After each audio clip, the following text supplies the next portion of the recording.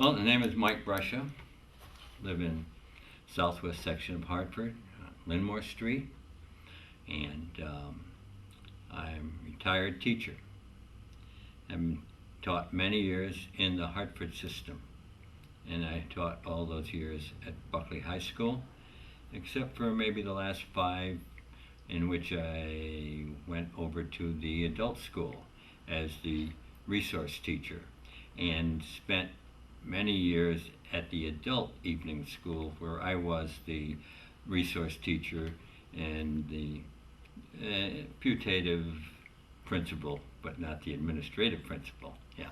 And so that, and my educational background is graduated from Hartford schools, went to, at that time it was called New Britain Teachers College, it's now Central Connecticut State University, and when I graduated, went to teach right at Buckley High School. Excellent. Yeah.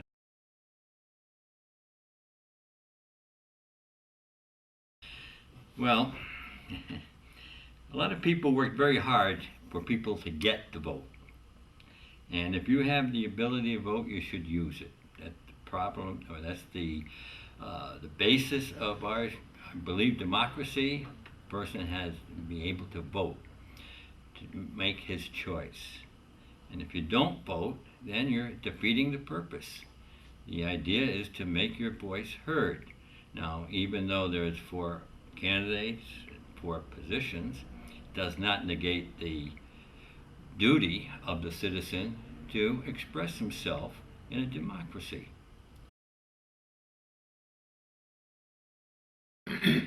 Well, because I think that I'm a capable candidate, and I'm interested in the education of the students, of the educational system. I'm somewhat concerned at the situation right now, and where they talk about the low scores and how they haven't been moving up, and I think that I can be a positive influence on that, or at least will be trying to make it positive influence. The other thing is that I have the experience and have been there for so many years that I could, I think, better evaluate new programs or new approaches and give my input so that we can make some progress that would be worth doing.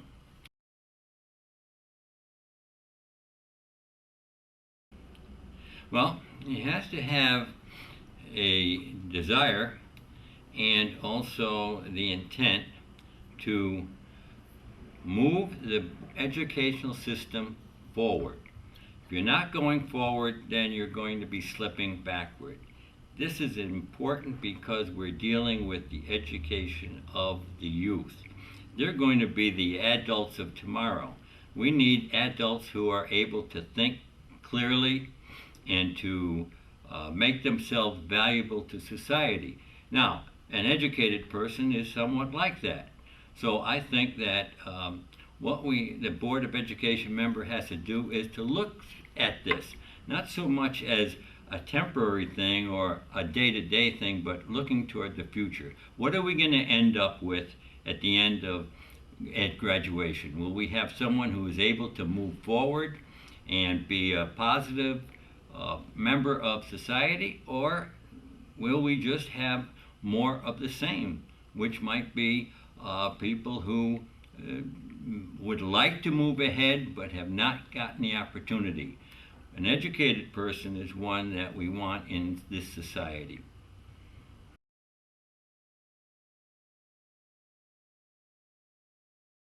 While there's 5 appointed and 4 elected, you're still the voice. You're still elected as a person. And you have to work as what you feel to be the best approach to whatever situations come up. Your approach may not be the one that everyone approves of, but if you believe in it and you think that it's the right thing to do, you have to stay with it. Now, You may vote with the majority, you may not vote with the majority. It doesn't affect what you really believe in terms of what education is all about.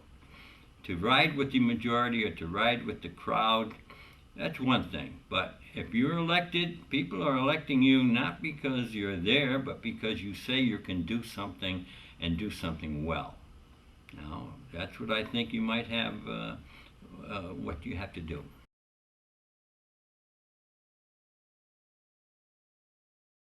Well, I have to say, just from what I read and from scores that coming out on the CMT scores and so forth, that they're probably on a scale of 1 to 5, probably around a 3.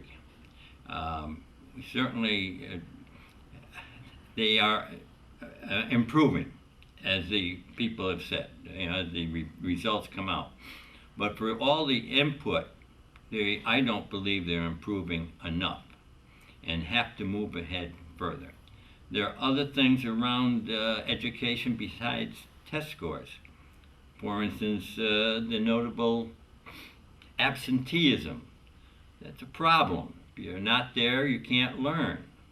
We have to improve on that. Some approaches have been made in the past. Some were not very successful. And so I think that we have to look at, scores are important, but look at the big picture. Are we doing the job with the student? If the scores are good, yeah, we can do that. But a student is more than his number. A student's a person, and we have to deal with the whole person.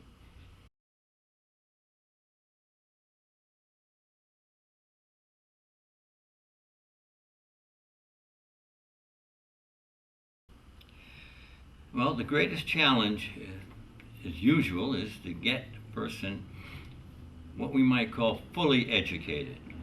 We want a person to be able to write a good sentence, be able to read, and be able to compute average things that happen during the day.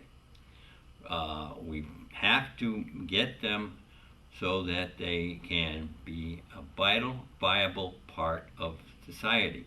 Students graduate not into a void, they graduate into society, they graduate into a job. They have to, if you want to get a better job, you have to know what you're going to do, you have to know what you're doing. And if you can't do that, then you're going to be stuck.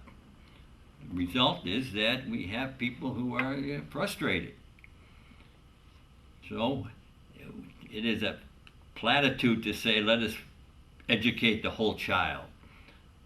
The job is let's do it and do it right, and so that we just don't have to fall back on various nostrums or solutions that short term. Students are not short term, they're long term, and they have to be looked at in that term.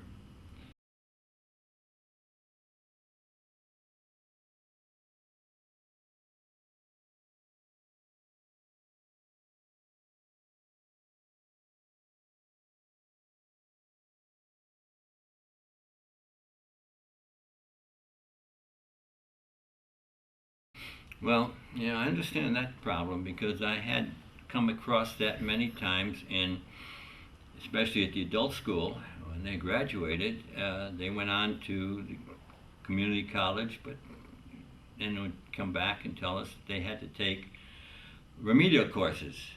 And the fact is that that when they have to take remedial courses, that means we haven't done the job to educate them well, so good enough. Now, again, you'd have to improve the instruction.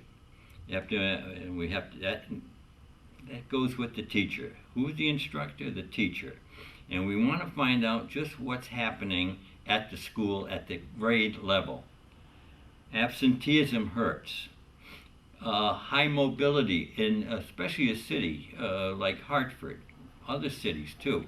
Students come and go. We have no stability in some cases. We've tried to locate the problem, or to solve the problem, and we haven't been so successful in that. can tell that by the fact that truancy is high, absenteeism is high, and graduation rates are low. So this is not a single factor problem to be solved. It's multifactorial. And until you can approach the big picture, then you're probably not going to do much, you'll not have much success. You know?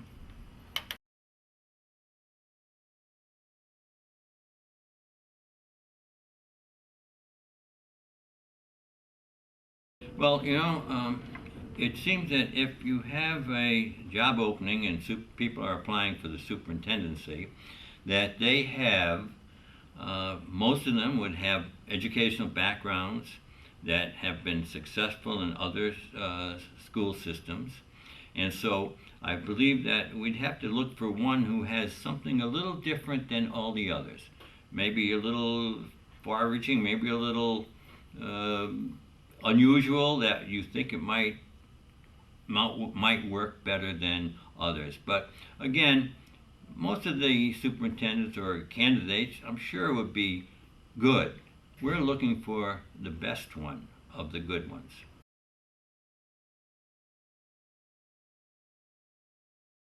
Well, I think the most important attribute that would come to my mind at this time, it might change, is a person willing to make changes quickly and not get stuck in a mode of a way of doing things and not backing up. If you look at a system, if you look at some program you've put in place and it doesn't seem to be working, and you're not willing to change that, then that's not what I would like to see. I've been in programs that were failures and were maintained because they were thought to be worthwhile. In the teaching end of it, it didn't look that way. And I'd like to see superintendents being able to be, you might call it, flexible. Flexibility would be important in that aspect. Well, number one, I'm thanking you for this opportunity to make my position public. Let people know if they, I hope they will vote for me. Hope they will come out, whether there's 4 running or 400. We still want people at the polls. Nothing like people showing up at the polls at the schools to show students that democracy is working through the vote. Your vote counts. Whether one vote or doesn't mean that it's a none vote. So I would say that I hope that I've made my position clear, and I hope that it agrees with what you might think. However, if we don't agree, there's nothing that says that we can't still get along.